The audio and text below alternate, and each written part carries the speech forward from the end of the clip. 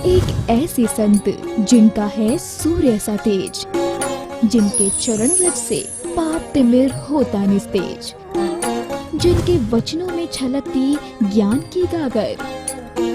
श्री प्रमाण सागर जी के वाणी में है विद्या का सागर। इळमो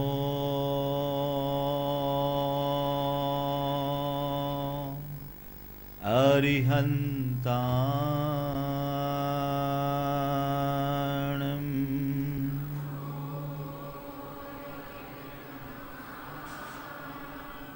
इळमो सिद्धाणम्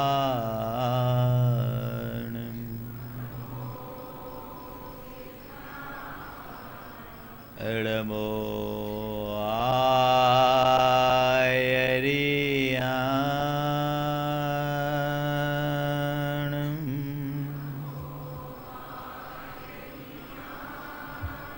इळमो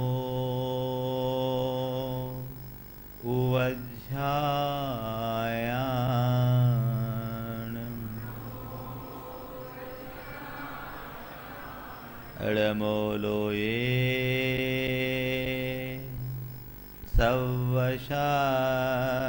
सवशाहुनम्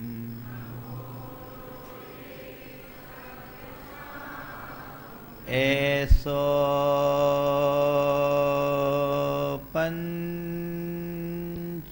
पंचीणमुयारो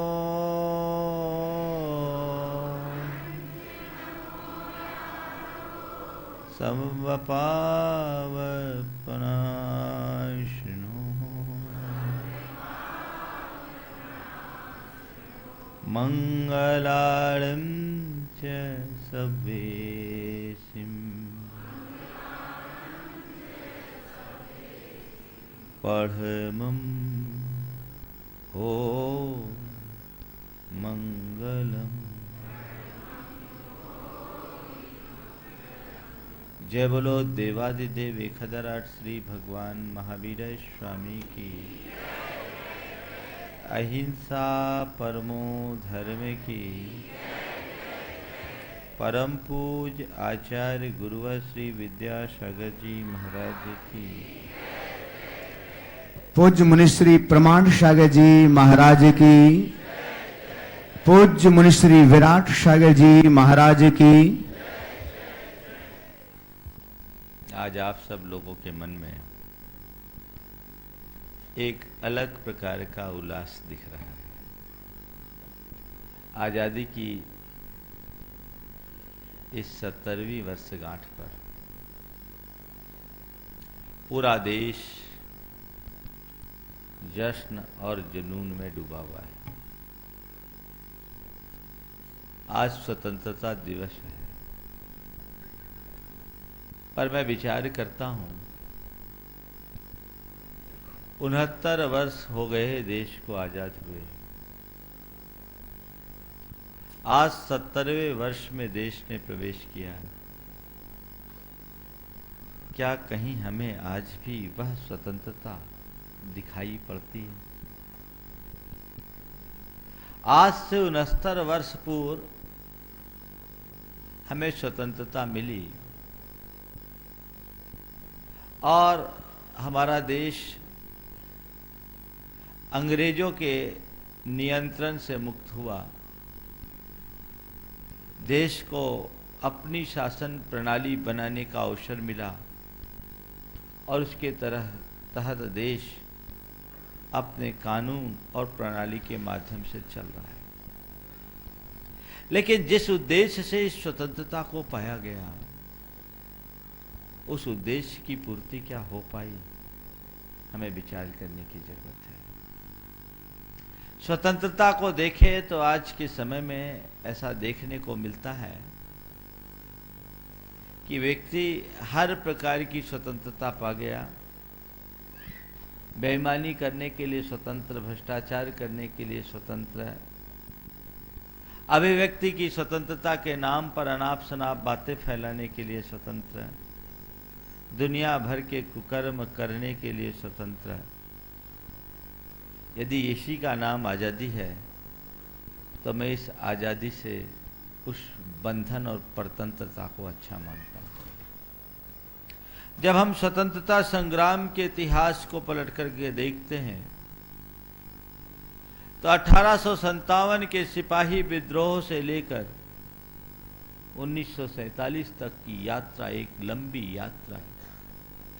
90 वर्ष की इस लंबी यात्रा में हमारे देश ने बहुत संघर्ष किया। अनेक लोगों ने बड़े बड़े बलिदान दिए, बड़ा उत्सर्ग किया। उस तब कहीं जाकर देश को स्वतंत्रता हासिल हुई। लेकिन इतना लंबा अंतराल, इतना कष्ट, इतने संघर्ष, इतनी कुर्बानियां चुकाने के बाद जो स्वतंत्रता मिली, आज वैसा कुछ भी दिखाई नहीं पड़ता। जब आजादी की लड़ाई लड़ी जाती थी तो गांधी जी स्वराज और सुराज की बात करते थे। स्वराज तो मिल गया, सुराज कहां? स्वराज मिल गया, सुराज कहां है? आखिर ये सब हुआ क्यों? इसके पीछे कुछ कारण है। अंग्रेजों ने हमारे देश को तो आजाद किया, लेकिन हमारी मानसिकता आज भी गुलाम बनी हुई है। और जब तक हमारी मानसिकता गुलाम होगी, हम बाहरी व्यवस्थागत आजादी भले पालें, लेकिन आजादी की अवस्था का अनुभव नहीं कर सकेंगे। आज पूरी मानसिकता गुलाम है और आज भी पूरा देश अंग्रेजों के द्वारा बनाए गए कानूनों के अनुरूप चल रहा है। आज भी हजारों ऐसे कानून हैं जो अंग्रेजों के जमाने में बनाए गए, हमारे देश में वही कानून लागू है। आज भी देश में ऐसी बहुत सारी व्यवस्थाएं हैं जिसे अंग्रेजों ने तैयार किया, आज भी हमारे देश में लागू है। और सबसे ज्यादा हमारे देश की मानसिकता को बिगाड़ने में कारण बना है वह आज की शिक्षा प्रणाली, जो लॉर्ड मैकाले के द्वारा प्रवर्तित प्रणाली थी, जिसने हमारे देश को अंदर से खोखला बनाया। जब तक उस प्रणाली पर हम विचार नहीं करेंगे, तब तक हम देश को सफल नहीं बना सकेंगे। भारत आजाद हुआ, और जब भारत आजाद हुआ तो भारत के नीति निर्धारकों ने और इस देश के कर्णधारों ने एक सपना गढ़ा भारत को आगे बढ़ाने का। लेकिन एक चूक की, भारत को आगे बढ़ाने के लिए जो रोल मॉडल बनाया वो अमेरिका और रूस को बनाया,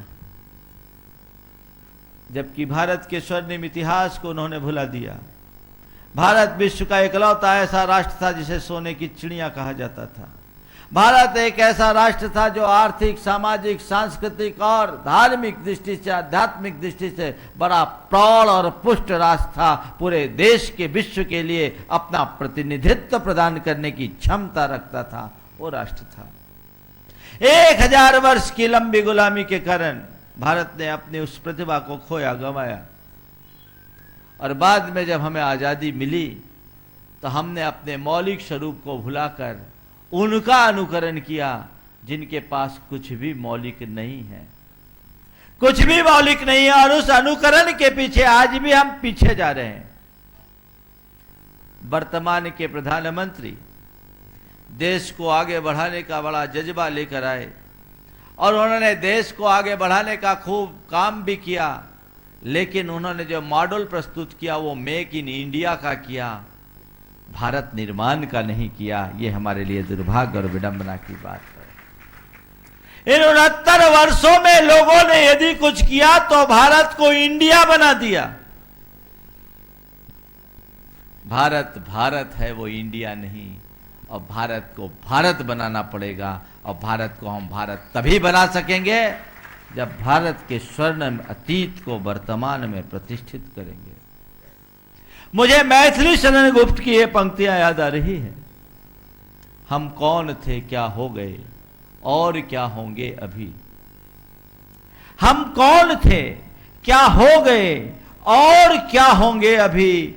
आओ सुझाएं बैठकर ये समस्याएं सभी। और इसका जवाब उनने दिया, शानदार भूत था, भविष्य भी महान है। शानदार भूत था, भविष्य भी महान है। यदि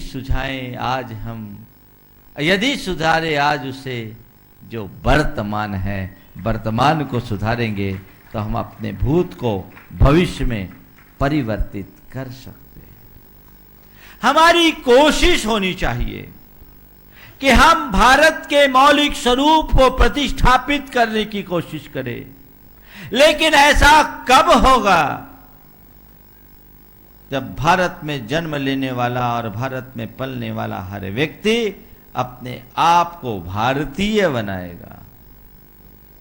आज ये विडंबना है कि भारत में जन्म लेने वाले और भारत में जीने वाले लोग भी अब भारतीय न होकर अपने आप को इंडियन कहलाने में गौरवान्वित महसूस करते हैं। जबकि इंडियन शब्द का प्रयोग अंग्रेजों ने किया और ऑक्सफोर्ड डिक्शनरी के पुराने संस्करणों में इंडियन शब्द का अर्थ है अनपढ़ गंवार मूर्खों का समूह। ये तो भारी विरोध के बाद ऑक्सफोर्ड डिक्शनरी से इस अर्थ को बदला गया।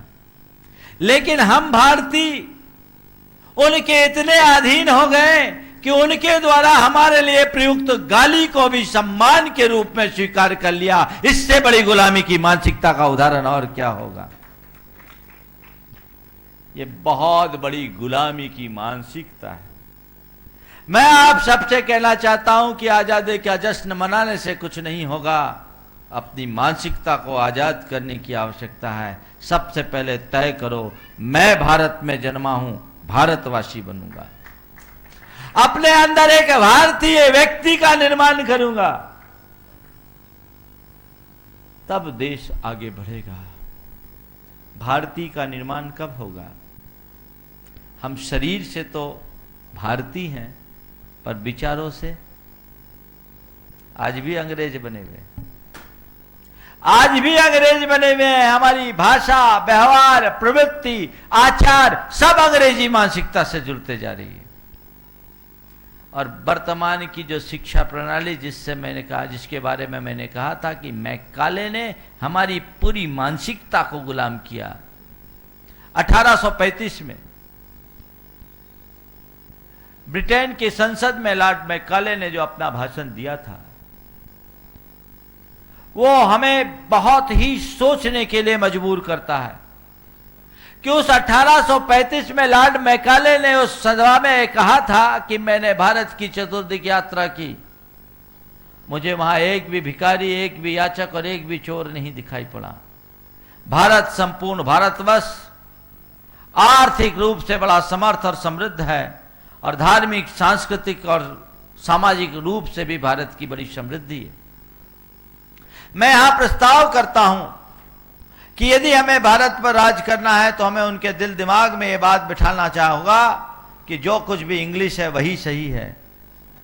और इसके लिए हमें उनकी शिक्षा तंत्र को तोड़ना होगा, जो उनकी बैकबोन है।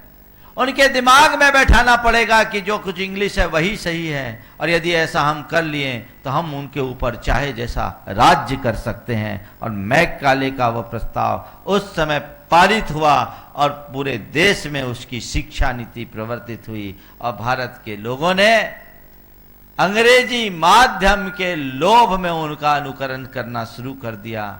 नतीजा ये निकला कि अंग्रेज चले गए 69 वर्ष पहले, पर हर घर में अंग्रेजियत थोप करके गए हैं। मानसिकता आज भी वही बनी हुई है।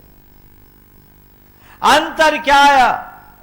भारत जो पूरे विश्व को कहता था वसुधैव कुटुंबकम की दृष्टि से देखो, भारत वो भारत था जिसकी दृष्टि में सारा संसार एक परिवार था।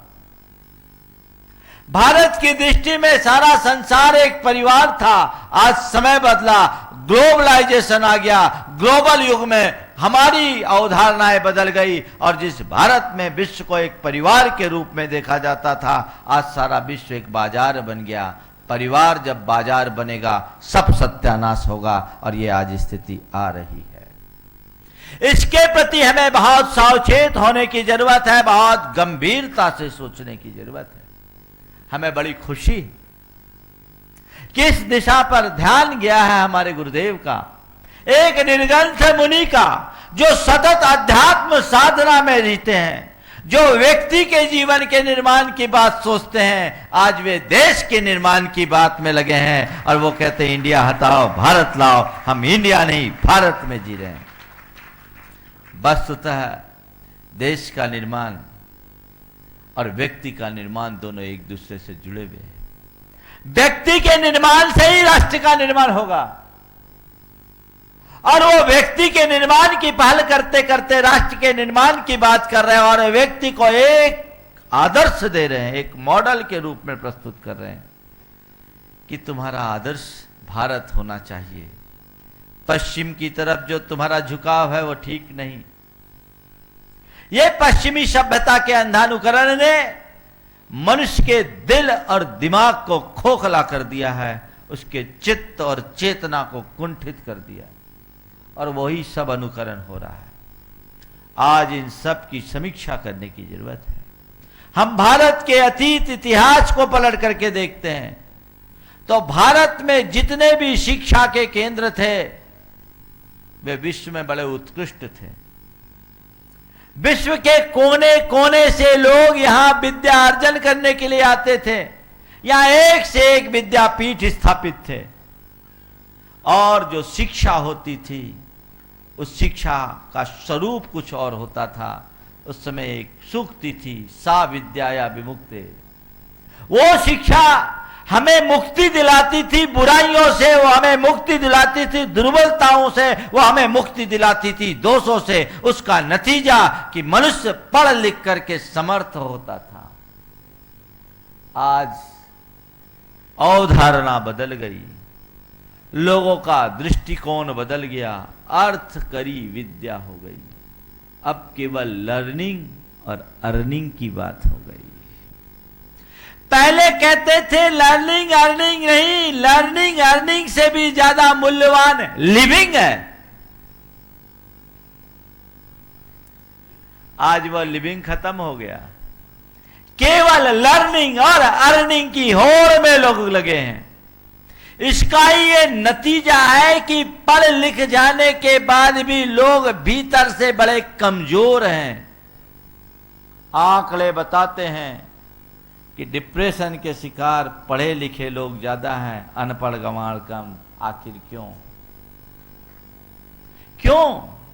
क्योंकि जिस शिक्षा पद्धति को अपनाया गया वो शिक्षा पद्धति मनुष्य का बौद्धिक विकास तो फिर भी कर देती है, पर उसका नैतिक चारित्रिक भावनात्मक विकास नहीं कर पाती। और जो मनुष्य नैतिक चारित्रिक भावनात्मक या आध्यात्मिक रूप से मजबूत नहीं होगा वो मनुष्य जीवन के महासंग्राम में कभी स्थिर नहीं हो सकता, अपने आप को टिका नहीं सकता। वो शिक्षा होनी चाहिए जो हमारी पुरानी परिपाटी थी, उसके अनुरूप शिक्षा होनी चाहिए, तब मजबूत होगा। आज घर परिवार बिगड़ रहा है, परिवार बिखर रहा है, अपने ही संतान के उपेक्षा के पात्र बन रहे माँ बाप। वो माँ बाप जिनको भगवान के समान पूजा जाता था। एक युग था जब गणेश ने अपने माता पिता की परिक्रमा कर ली तो सृष्टि की परिक्रमा हो गई। ऐसा माना जाता था। माता पिता को भारत में वो स्थान दिया जाता था मातृदेवो भव पितृदेवो भव के संस्कार में। और आज उसी देश के माँ बाप को वृद्धाश्रमों में शरण लेनी पड़ रही है। आखिर ये क्यों हो रहा है? और ये भी देख लो, ये वृद्धाश्रम में कौन जा रहे हैं? कौन जा रहे हैं? कोई रिक्शा वाले के माँ बाप वृद्धाश्रम में नहीं जाते, कोई मजूरी करने वाले के माँ बाप वृद्धाश्रम में नहीं जाते। ये सब पढ़े लिखे तथा कथित हाई प्रोफाइल लोगों के माँ बाप वहां जाते हैं। यह इस बात का प्रमाण है कि तुम्हारा प्रोफाइल कितना हाई है। किस प्रोफाइल की तरफ जा रहे हो तुम? जिसकी बुनियाद कमजोर होगी वो महल कभी टिक नहीं सकता। और हमने आज यही किया, अपनी बुनियाद को कमजोर बना दिया। हमारे गुरुदेव कहते हैं हमें वापस अपना वह बुनियाद, अपनी नींव, वो आधार को मजबूत करने की आवश्यकता है। अपनी मानसिकता को बदल डालने की जरूरत है। जब तक हम अपनी मानसिकता को परिवर्तित नहीं करेंगे तब तक जीवन आगे नहीं बढ़ेगा। इसलिए मैंने कहा, जब कल मुझसे पूछा महाराज कल के प्रवचन का विषय क्या होगा, कल स्वतंत्रता दिवस है, पुनीत भाई आया था, मैंने कहा ठीक, कल का अगर देना है तो लोगों के बीच एक चिंतन दो, स्वतंत्र भारत और परतंत्र व्यवस्था। तुम्हारी सारी व्यवस्थाएं परतंत्र है, आखिर ऐसा क्यों? मैं सोचता हूं, जिस समय आजादी की लड़ाई लड़ी जाती थी उस समय हमारा देश गुलाम था। जिस समय आजादी की लड़ाई लड़ी जाती थी उस समय हमारा देश गुलाम था, पराधीन था, लेकिन चेतना स्वतंत्र थी, स्वाधीन थी। आज देश स्वतंत्र हो गया, स्वाधीन हो गया, पर चेतना परतंत्र है, पराधीन है। स्वाधीन देश है और पराधीन चेतना है। अपनी चेतना को स्वाधीन बनाओ, अपनी मानसिकता को स्वाधीन बनाओ, अपनी सोच को स्वाधीन बनाओ, अपनी प्रवृत्ति को स्वाधीन बनाओ और अपने रोम रोम को अपने देश के निर्माण के लिए समर्पित कर दो, तब तुम अपने जीवन में कुछ कर पाओगे। ये तुम्हारी एक बहुत बड़ी जिम्मेदारी। इस शिक्षा की व्यवस्था को बदलना चाहिए। आज भी इस पर काफी विचार हो गया, लेकिन हमारे शिक्षाविद इस दिशा में काम नहीं कर रहे।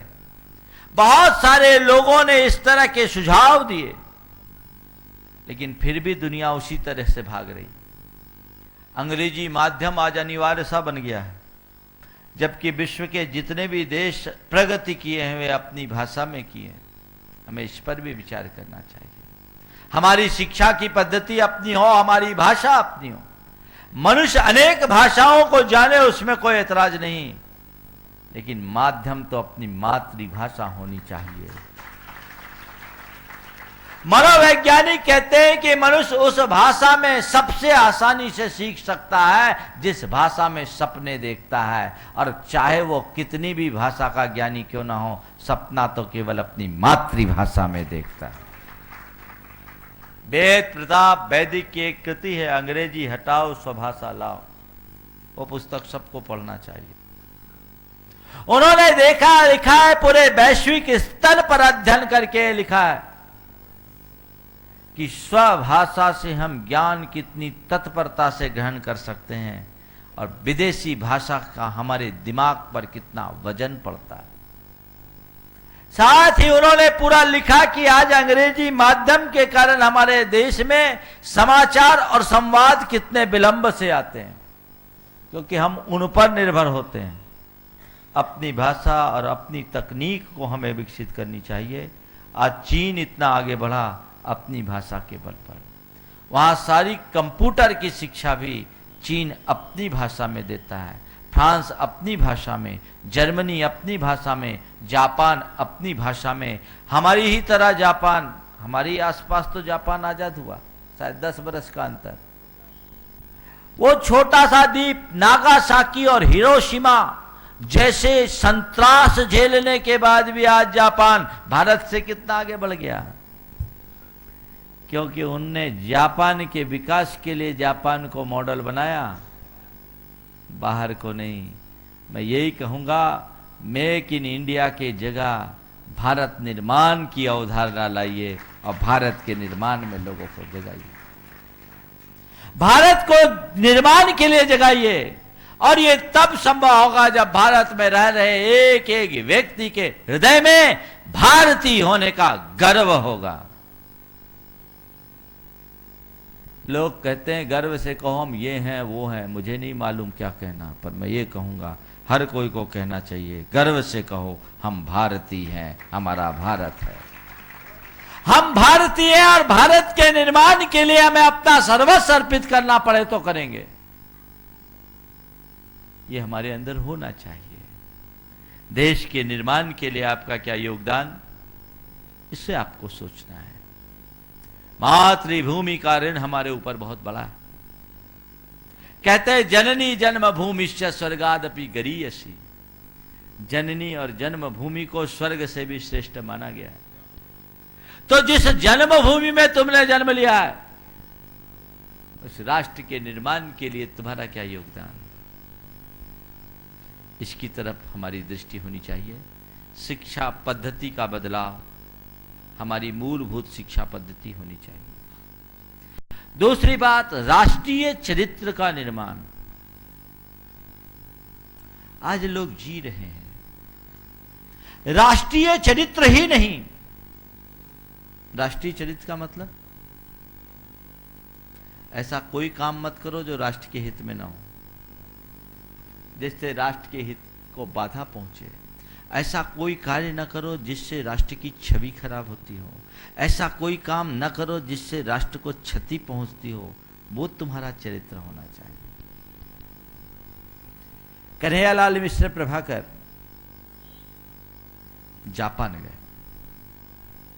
उन्होंने अपना एक संस्मरण लिखा कि उन्हें कहीं जाने के लिए टैक्सी की आवश्यकता थी। टैक्सी एजेंट को फोन किया, टैक्सी वहां से चली, आने में कुछ विलंब हुआ। टैक्सी के आने में कुछ विलंब हुआ। इस बीच एक दूसरी टैक्सी क्रॉस हुई। उन्होंने उस टैक्सी को रोका और उस पर बैठ गए। कुछ सदस्य बैठ गए, कुछ नीचे थे। तब तक वो टैक्सी जिसे उनने हायर किया था वो आ गई। फोन करके बुलाया था, आ गई। जैसी उनके द्वारा बुलाई टैक्सी आई, ड्राइवर ने बोला आपने मुझे बुलाया था। अब ये दुविधा में पड़ गए, हम तो इसमें बैठ गए, हम तो इसमें बैठ गए। तो जिस टैक्सी को रोका गया उस टैक्सी के ड्राइवर ने कहा कि नहीं नहीं, आप उस टैक्सी पर जाइए, मैं तो सहज रूप में जा रहा था, आपके पीछे ये टैक्सी वाला अपना नंबर छोड़कर आया है, आप इस पे बैठिए। आप इस टैक्सी को छोड़िए, आपके पीछे टैक्सी वाला अपना नंबर छोड़ करके आया, आप इस पर बैठिए। तो जो अपना नंबर छोड़ करके आया था उस टैक्सी के ड्राइवर ने कहा नहीं, ऐसा हम नहीं करेंगे। आप हमारे अतिथि हो, हमारे देश के अतिथि हो।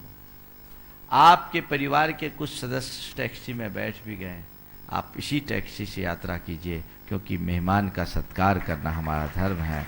हम अपने देश में आगत अतिथि का सम्मान करते हैं। ये एक चरित्र है। मैं आपसे पूछता हूं, देश में यदि कोई ऐसा आ जाए तो क्या होगा? देश में कोई विदेशी आए तो क्या होगा? शरद जोशी एक बड़े व्यंग्यकार हुए। उनका नवभारत टाइम्स में प्रतिदिन के शीर्षक से एक स्तंभ था और प्रतिदिन एक नए का व्यंग्य निकलता था।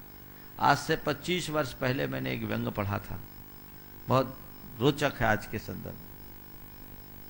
उन्होंने लिखा, एक विदेशी भारत आया और दिल्ली से आगरा की ओर जा रहा था। रास्ते में उसकी अटैची चोरी हो गई। उसके बाद वह बनारस पहुंचा। बनारस से निकला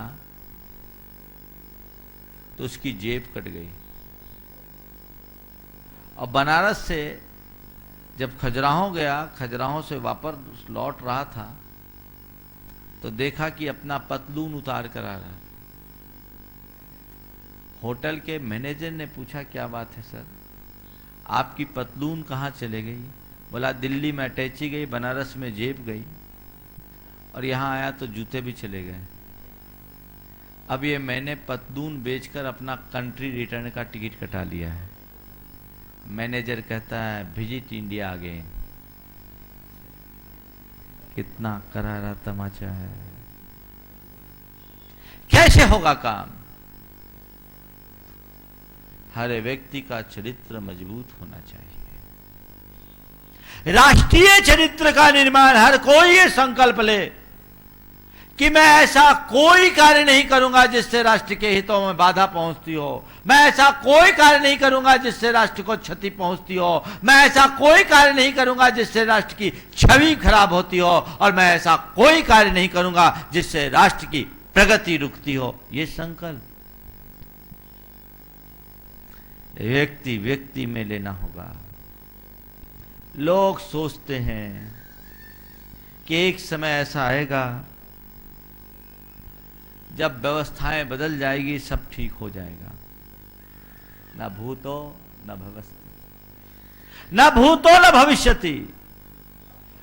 अगर तुम व्यवस्था के परिवर्तन से व्यक्ति में परिवर्तन पर विश्वास रखते हो तो ये कतई संभव नहीं है, और व्यक्ति के परिवर्तन से व्यवस्था में परिवर्तन की बात करो तो वो सहज संभव है, आज भी हो सकता है। व्यक्ति में परिवर्तन हो, व्यवस्था अपने आप बदल जाएगी। एक इंसान का निर्माण हो, राष्ट्र का निर्माण हो जाएगा। विनोबा भावे के पास विश्वविद्यालय के कुछ छात्र पहुंचे और उन्होंने विनोबा जी से राष्ट्र के निर्माण का कुछ सूत्र चाहा। विनोबा जी तो विनोबा जी थे। उन्होंने कहा कि राष्ट्र के निर्माण का सूत्र मैं तुम्हें बाद में दूंगा, पर एक पहेली तुम्हें दे रहा हूं, उसे पूरा करो। बोले क्या? उनके पास लकड़ी के कुछ पासे थे, उन पासों को उनके आगे किया और कहा कि इन पासों को जोड़ने से भारत का नक्शा बनता है। इन पासों को जोड़ने से भारत का नक्शा बनता है, तुम इन्हें जोड़ करके भारत का नक्शा बनाओ, फिर मैं राष्ट्र के निर्माण का सूत्र दूंगा। अब भारत का नक्शा तो आप जानते ही हैं, स्केच करना भी कितना टेढ़ा है, और लकड़ियों के पासों को जोड़कर भारत का निर्माण करना तो और भी कठिन। सब छात्र लग गए, किसी को कुछ समझ में नहीं आया। इसी उहापोह में एक युवक ने उसे उलट पलट कर देखा तो उसे उसके बैक साइड में मानव शरीर की कुछ आकृतियां और अवयव दिखाई पड़े। फिर क्या था, उसने एक एक पासे को पलटा, देखा सब में कुछ न कुछ बना है। तो किसी में उंगली बनी है, किसी में पंजे बने हैं, किसी में हाथ है, किसी में पाँव है, किसी में घुटने हैं। तो उसको कोई ना कोई पार्ट दिखा, कहीं सिर है, कंधे हैं, पीठ है, पेट है। तो उसने क्या, शरीर के एक एक अंग को यथाक्रम से मिलाना शुरू कर दिया, और नख से शीश तक जब सबको मिला दिया तो देखा एक आदमी का निर्माण हो गया। सारे पासों को जोड़ा तो एक आदमी का निर्माण हो गया, और जब आदमी का निर्माण हुआ तो उन पासों को पलटा तो देखा भारत का निर्माण हो गया। आदमी का निर्माण हुआ, उन पासों को पलटा तो देखता क्या है, भारत का निर्माण हो गया। विनोबा जी ने पूछा कुछ समझे? विनोबा जी ने पूछा कुछ समझे?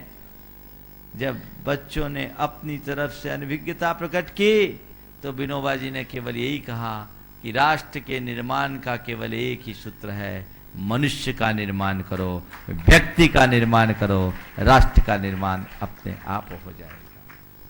तो व्यक्ति का निर्माण करने की जरूरत है, अपने भीतर उसकी शुरुआत करने की जरूरत है। शिक्षा पद्धति में परिवर्तन, राष्ट्रीय चरित्र का निर्माण और स्वदेशी को बढ़ावा।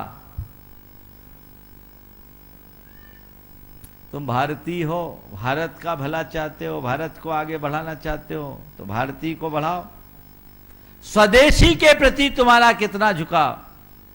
सोचो, सुबह उठते हो, जो पेस्ट करते हो विदेशी कंपनी की, दाढ़ी बनाने के लिए क्रीम लगाते हो विदेशी कंपनी की, तुम जिस ब्लेड से अपना शेविंग करते हो वो भी विदेशी कंपनी की, तुम तेल लगाओगे वो विदेशी, साबुन लगाओगे वो विदेशी, कपड़ा पहनोगे वो विदेशी, और अब तो खाना भी विदेशी आने लगा। आईटीसी इंडियन कंपनी की बाहर की है, कैप्टन कुक, आईटीसी आटा भी तो बाहर का आने लगा।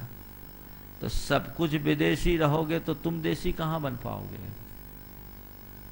बोलो, क्या इनके अच्छे विकल्प नहीं है? अगर व्यक्ति इन बातों पर विचार करने लगे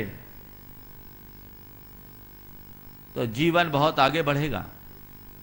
राजीव दीक्षित हुए, भारत के दुर्भाग्य से आज वो नहीं है, लेकिन एक बड़े प्रखर वक्ता और प्रखर विचारक, जिन्होंने लंदन में जाकर 70,000 दस्तावेजों का अध्ययन किया और भारत के इतिहास के उन अनछुए पहलू को लोगों के बीच रखा कि भारत कैसे गुलाम हुआ और गुलामी के पीछे क्या क्या कुचक्र हुआ और भारत में तथाकथित गद्दारों ने भारत के लिए कितना नुकसान पहुंचाया।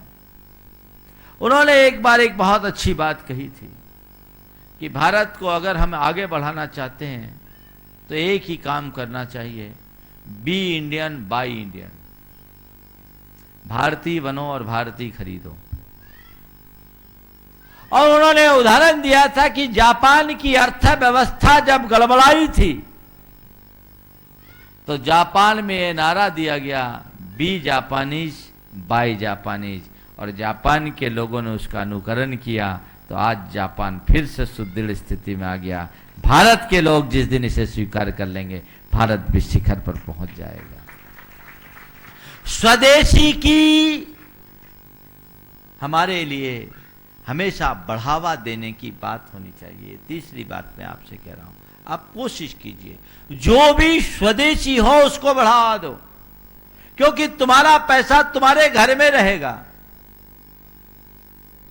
आपको प्यास लगती है, आप 20 रुपया का डाब नहीं पियोगे, 30 रुपया का कोल्ड ड्रिंक ले लोगे।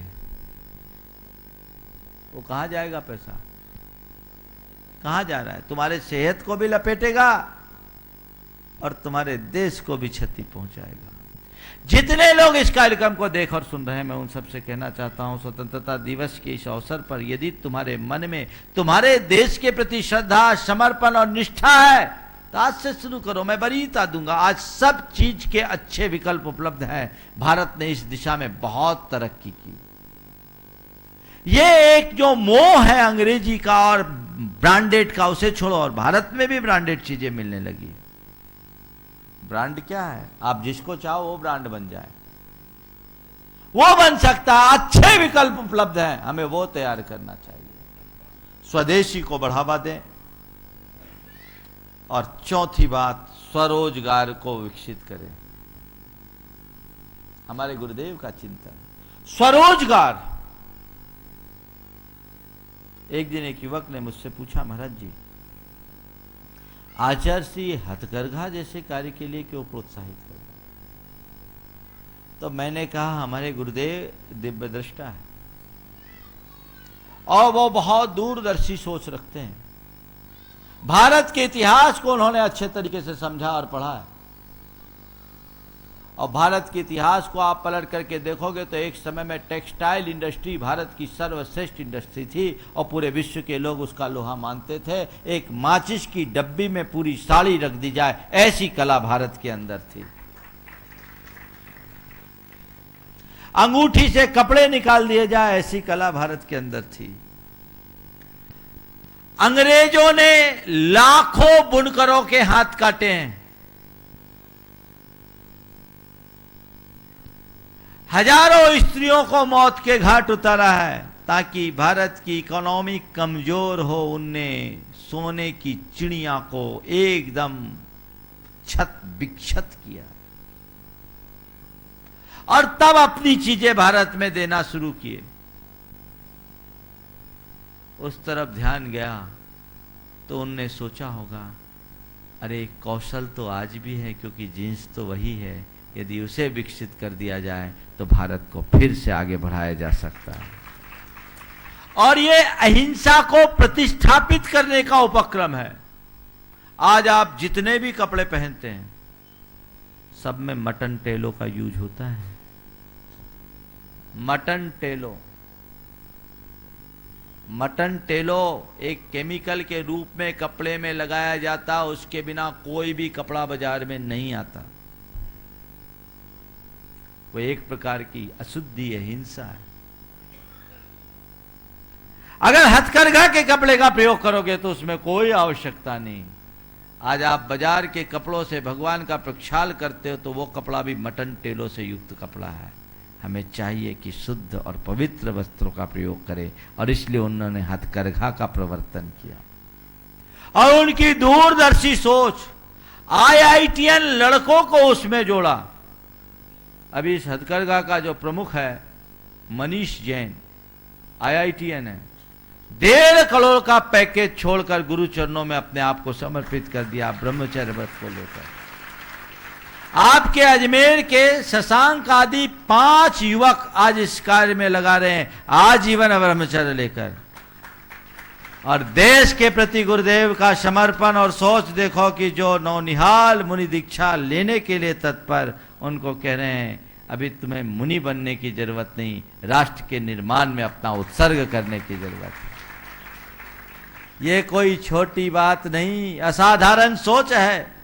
कोई आचार्य, कोई मुनि, कोई तपस्वी, कोई साधक अपने परंपरागत तरीके से अपने धर्म और परंपरा को आगे बढ़ाने की बात सोच सकता है, लेकिन इकलौते आचार्य विद्यासागर महाराज हैं जो राष्ट्र को आगे बढ़ाने की बात सोचते हैं। यही कारण था कि जब भारतीय जनता पार्टी के राष्ट्रीय अध्यक्ष अमित शाह गुरुदेव के चरणों में कुंडलपुर पहुंचे, संदेश भाई उस समय वहां उपस्थित थे। 35 मिनट महेश जी भी थे उस कक्ष में। 35 मिनट तक उन्होंने गुरुदेव से चर्चा की और उन्होंने सार्वजनिक मंच पर भी इस बात को बड़े श्रद्धा के साथ प्रकट किया कि मेरी 35 मिनट की चर्चा में गुरुदेव ने न तो संघ की चर्चा की, न समाज की चर्चा की, न मंदिर की चर्चा की, न किसी धर्म की चर्चा की। उनकी पूरी चर्चा केवल राष्ट्र और राष्ट्र के निर्माण की थी। आप ये सोच सकते हो कि एक निर्ग्रंथ आचार्य को राष्ट्र के निर्माण की सोचने की बात क्या है। ध्यान रखना, जब तक राष्ट्र सुरक्षित है तभी तक धर्म सुरक्षित है। राष्ट्र की सुरक्षा में राष्ट्रीयता की सुरक्षा है और राष्ट्रीयता की सुरक्षा में धर्म की सुरक्षा है। आगे बढ़ाए। आज हजारों युवक इस हथकरघा के उद्योग से लग गए और जितना उत्पादन हो रहा है पहले से पहले बिक रहा है। यहां शिविर में धोतियों की जरूरत थी। मैंने सुरेंद्र गंगवाल से बोला तुम धोती मंगवा रहे हो, लूम की धोती मंगाने की जगह हथकरघा की मंगाओ, संपर्क करो। पता लगा, संपर्क किया, बोला जितना प्रोडक्शन है पहले ही से खपत हो जाता है और क्वालिटी हाई क्लास, ऐसी क्वालिटी जो अच्छे अच्छे मार्केट में ब्रांडों में उपलब्ध नहीं है और सस्ती। अगर ये बढ़ गया जैसा गुरुदेव का सपना है तो हमारे देश के सशक्तिकरण में बहुत बड़ा योगदान होगा।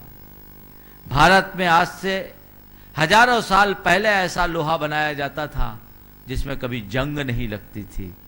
आज स्टेनलेस स्टील आ गया जिसकी कोई उम्र नहीं। ये टेक्नोलॉजी थी भारत की। हमें उसी भारत का निर्माण करना होगा। स्वरोजगार को बढ़ावा दीजिए। देखिए भारत कैसे आगे बढ़ता है।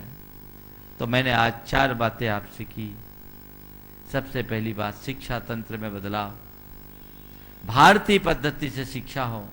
गुरुदेव इसमें बहुत ज़्यादा गंभीर हैं और इसे बढ़ावा दे रहे हैं कि हमें उस शिक्षा प्रणाली को पुनर्प्रतिष्ठित करनी चाहिए जिसके कारण भारत को विश्व गुरु बनने का खिताब मिला था। उसमें परिवर्तन आए। राष्ट्रीय चरित्र का निर्माण हमारे भीतर होना चाहिए। स्वदेशी को बढ़ावा दीजिए और स्वरोजगार को प्रोत्साहित कीजिए। ये हमारे गुरुदेव का संदेश पूरे राष्ट्र के लिए है और हम लोग भी उसी को बढ़ा रहे हैं। आप लोगों की भी ये आवश्यकता, अपेक्षा होनी चाहिए कि आप लोगों से ये अपेक्षा है कि आप लोग भी बढ़ाएं। सबसे पहला काम करो आज आज़ादी के इस उत्सव के दिन, पहला काम आप करो कि आज से सिग्नेचर करना बंद करो, हस्ताक्षर करना शुरू कर दो। एक एक संकल्प लो कि एक शपथ पत्र देकर आप अपना हस्ताक्षर हिंदी में करना शुरू करो। हिंदी को बढ़ावा देने के लिए एक बहुत बड़ी सार्थक पहल होगी। कर सकते हैं, इसमें कोई कठिनाई नहीं और करोड़ों लोगों ने ऐसा किया भी है। आप भी कीजिए।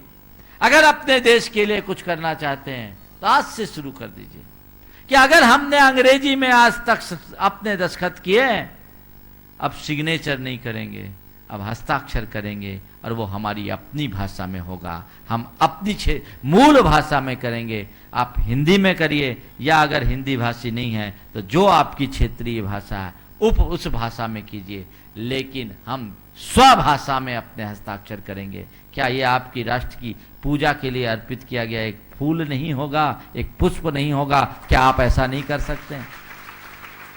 ताली बजाने से क्या होगा? हाथ उठा के बताओ कितने लोग अपने आज से अपने सिग्नेचर चेंज करने को तैयार हैं? एक एफिडेविट देना पड़ेगा, कुछ नहीं है, बैंक में भी देना पड़ेगा, कर सकते हो, क्या दिक्कत है विनोद जी? उठाओ हाथ, शुरुआत करो, एक पहल करो, बहुत बढ़िया, एक शुरुआत होगी, कोई कठिनाई नहीं। मैंने पूछा, इसमें कोई वैधानिक परेशानी नहीं होती है, आपको एक बार पहल करने की वर दे रहे हैं, एक संदेश जाएगा। और यह शुरुआत गुरुदेव की प्रेरणा से जैन समाज के माध्यम से जाती है तो देश के निर्माण में जैनियों का एक बहुत बड़ा योगदान भी होगा और दूसरे लोग भी उसका अनुकरण करेंगे। हमें ऐसी कोशिश करनी चाहिए। समय आप सबका काफ़ी हो गया है, इसलिए मैं आज के इस संदर्भ में केवल इतना ही कहता हूँ, हमें भारत को भारत बनाने की कोशिश करनी चाहिए और उस निर्माण के क्षेत्र में अपना उत्कृष्ट योगदान देने का प्रयास करें, अपनी मानसिकता को स्वतंत्र बनाने की कोशिश करें ताकि हम जो कुछ हो अच्छा कर सके। इसी स्वभाव के साथ समय आप आज गुणायतन से जुड़े बहुत सारे लोग आए, आते ही रहते, रोज ही आते हैं, गुणायतन तो रोज ही जुड़ता है और आप देख रहे हैं गुणायतन में रोज कोई न कोई सब प्रेरणा से जुड़े रहते हैं। और मैं तो ये महसूस करता हूँ कि लोग यहाँ आने के पहले ही अपनी मानसिकता बना करके आते हैं कि हमको जुड़ना है। राजेश भाई का मन बहुत दिनों से था, मैंने आज तक उनसे कुछ कहा नहीं, शायद वो यही प्रतीक्षा में थे कि महाराज कहे तो मैं बनूं। मैंने कहा मेरी नज़र में जिसका ट्रस्ट है सब ट्रस्टी है। आज बहुत अच्छा काम उनने किया, आज गुणायतन के शिरोमणि संरक्षक बनने का गौरव उनने प्राप्त किया है, बहुत अच्छी बात। आज इस गुणायतन के लिए ऐसे भी पारस चैनल की बहुत बड़ी भूमिका रही है। शंका समाधान के कार्यक्रम से पारस चैनल ने पूरे विश्व में जैन धर्म को और जैन धर्म के साथ गुणायतन को प्रसारित किया। जिनवानी चैनल का भी उसमें योगदान रहा है।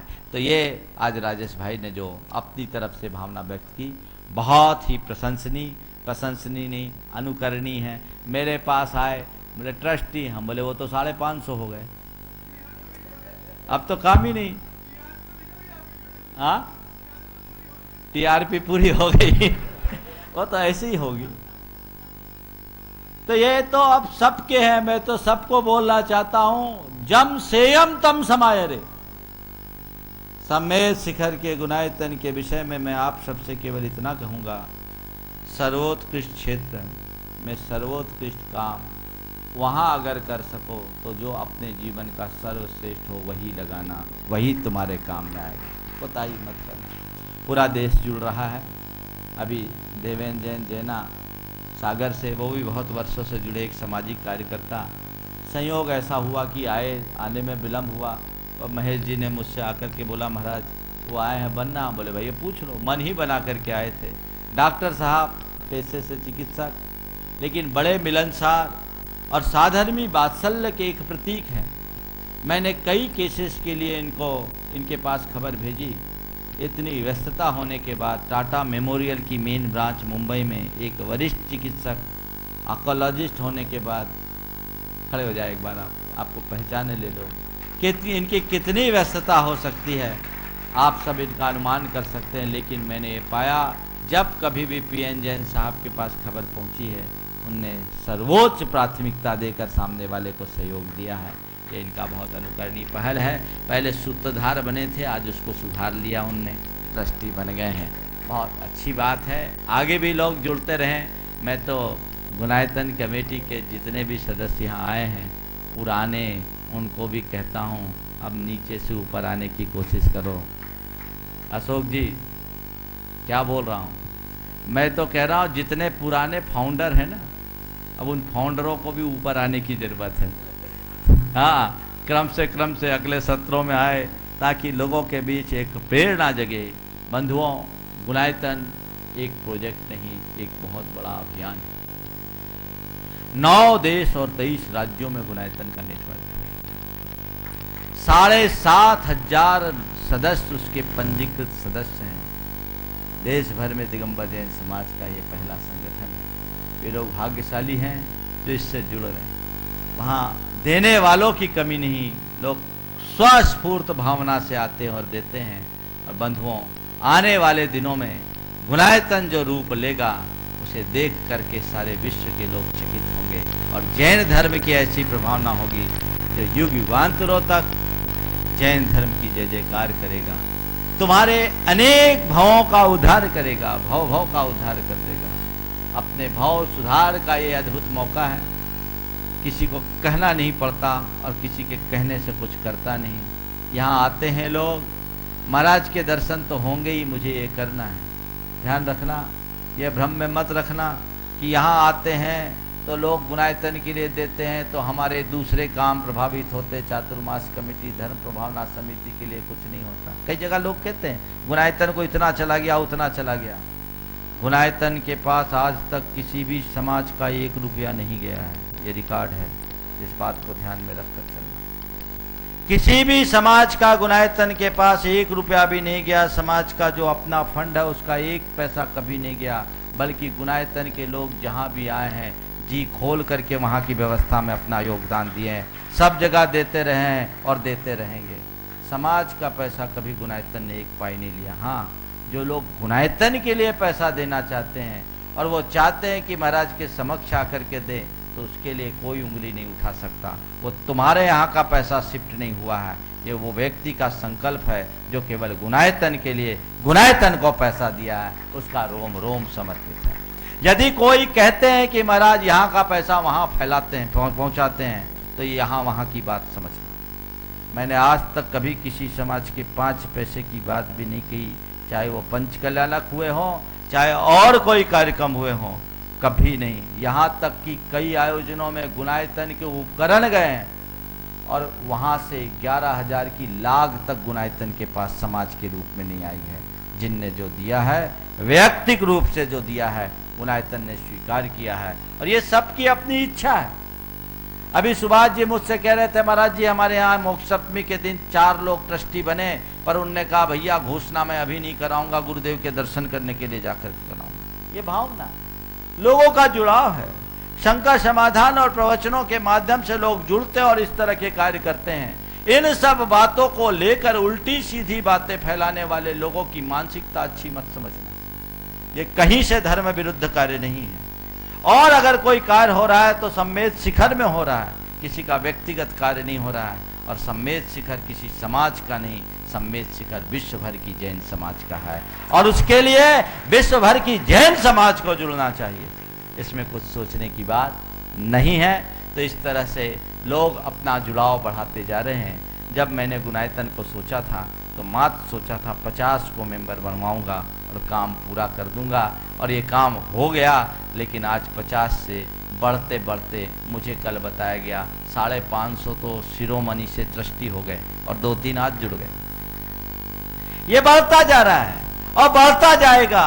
और बंधुओं, लोग सोचते हैं कि इसका आखिर अंत क्या है। मैं तो बोला ये अंत नहीं, अनंत है और तुम्हें अनंत तक पहुंचाने का संकल्प है। बस करते जाओ, करते जाओ, करते जाओ। ये मत सोचो कि वहां क्या लग रहा है, ये सोचो कि मैंने क्या लगाया। जो तुम्हारा लगेगा वही तुम्हारे काम में आएगा। ये इतिहास की रचना हो रही है जो युग युगांतरों तक जैन धर्म की ध्वजा को फहराएगी। तो उसमें तुम अपना जो योगदान दे सकोगे वही होगा। मैं तो हमेशा कहता हूँ, जगन्नाथ का रथ है, अपने निर्धारित स्थान से निकला है, लक्ष्य तक पहुँचेगा। तुम हाथ लगाओगे तो तुम तिरोगे। रथ तो बढ़ रहा है, बढ़ता ही जाएगा, किसी के रोकने से रुकने वाला नहीं है। तुम्हें चाहिए कि तुम इसमें कितनी दूर तक हाथ लगा करके चल रहे हो। इसलिए इस संदर्भ में चूंकि मैं देख रहा हूँ रोज लोग आ रहे, ऐसे लोग जिनको मैं कभी पहचाना नहीं, जाना नहीं, वो भी आए हैं महाराज हम इसीलिए आए, और शिरोमणि बन के चले गए। अभी एक आशीष जैन आया, दिल्ली का है, सिंगापुर रहता है। कभी आए ने एक बार पहले दर्शन के लिए आया था, तब ट्रस्टी बना था। अभी आया, बोला नहीं मुझे आगे बढ़ना है महाराज, शिरोमणि बन गया। एक अजय जी आए आपके जाकर के अहमदाबाद से, पहली बार दर्शन करने के लिए आए और आए महाराज।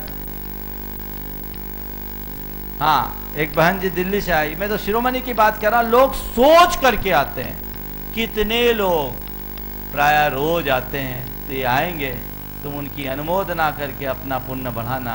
और अपना मन बन जाए तो तुम भी उसमें अपने आप को सम्मिलित कर लेना, लेकिन इसको लेकर के मन में किसी प्रकार का खेद खिन्न नहीं रखना। अजमेर वालों से जरूर कहूँगा, तुम भी कुछ योजना बनाओ। जनता आ रही है, देने के लिए तैयार होती है, अजमेर वाले भी दो। आज यहाँ जितने लोग आते हैं सब होटल में ठहरते हैं, ये तो मेहरबानी है विजय भाई की और सुनील अनिल की, मेरवाड़ा और कनक सागर की, किस लोगों को आवास व्यवस्था सुलभ करा रहे हैं। जितने लोग आ रहे हैं सकुशलता से रुक रहे हैं, किसी प्रकार की दिक्कत नहीं। लेकिन फिर भी दिक्कत तो है, लोग रुकना चाहते, पास में रुक जाते। वहाँ लोग कहते हैं महाराज सोचता हूँ सुबह से शांति धारा करूँगा, लेकिन वहाँ होटल में रहते हुए नींद ही 7 बजे खुलती है। होटल है, यहाँ कुछ बनाओ, बहुत बड़ा परिसर है, योजना बनाइए, समाज के बीच रखिए और एक अच्छा कार्य कीजिए। समाज के सामने योजना होती है तो समाज उसे पूरी करती है, आप पूरा कीजिए। एक योजना तो अनायास बन गई सम्मेद शिखर की, सम्मेद शिखर बन गई। उस दिन आर्किटेक्ट आया, मुझे देखा, बोला महाराज इसकी परिक्रमा हो जाए, तो मेरे दिमाग में एक परिक्रमा और आ गई। हमने कहा ठीक, परिक्रमा करो तो केवल अधूरी परिक्रमा क्यों करो, सम्मेद शिखर हो गया, गिरनार, चंपा, पावापुर, कैलाश भी बना दो, 5 तीर्थ यहाँ बनना है। योजना बना के समाज के बीच रखिए, वो 5 तीर्थ का निर्माण हो और यहाँ आने वाले लोगों को ठहरने की व्यवस्था भी आप लोगों को बनानी चाहिए। एक ठोस योजना बनाइए और उस योजना को बना करके समाज के बीच प्रस्तुत कीजिए, ताकि लोग अपनी रुचि के अनुकूल कार्य करें। इसकी यहाँ एक बहुत बड़ी आवश्यकता है। आज अजमेर में यदि साधु संतों को उनकी चर्या के अनुकूलता से रुकने लायक जगह अगर कोई है तो यही है छत्री योजना, विद्यासागर तपोवन। तो यहाँ जो भी रिक्वायरमेंट है उसकी पूर्ति आप लोगों को करनी चाहिए और उस तरह का प्रयास करना चाहिए। ऐसा प्रयास आप सबके जीवन में घटित हो, इसी सुभाव के साथ आज का नियम